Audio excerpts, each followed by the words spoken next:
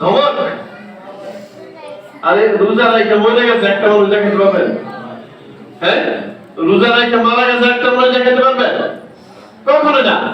রোজা মানে গ্যাস্ট্রিক, রমজানের আগে এক বেলা খেলে গ্যাস্ট্রিকে তার অস্থির হয়ে যাবে। কিন্তু এমন মানুষ দৈনিক 2-3 টাকা গ্যাস্ট্রিকের ট্যাবলেট খায়, সে ব্যক্তি রোজা রেখে পুরো রমজান মাসে একটা ট্যাবলেট খায়নি। অবাক এমন হচ্ছে। আপনি একটু খুঁজে দেখেন না, গ্যাস্ট্রিকের ট্যাবলেট একবার না খাইলে খাইতেই হয় রমজান ছাড়া। কিন্তু এমন মানুষ আছে দৈনিক 2-3 গ্যাস্ট্রিক ট্যাবলেট খায়, তারপরে সামলাইতে পারে। রমজান মাস গেল, ওই ব্যক্তিরাই পুরো রমজান রোজা রাখছে, একটা গ্যাস্ট্রিকের ট্যাবলেট খায়। রমজান ছাড়া অন্য মাসে এই মানে জালমুড়ি বা ছোলা টোলা খাইলে গ্যাস্ট্রিক গুড়গুড় করে পেটের ভিতর, কিন্তু রমজান মাসে সারা মাস ধরে এগুলো খায়, কোনো ঝামেলা হয়? কোনো ঝামেলা হয় না।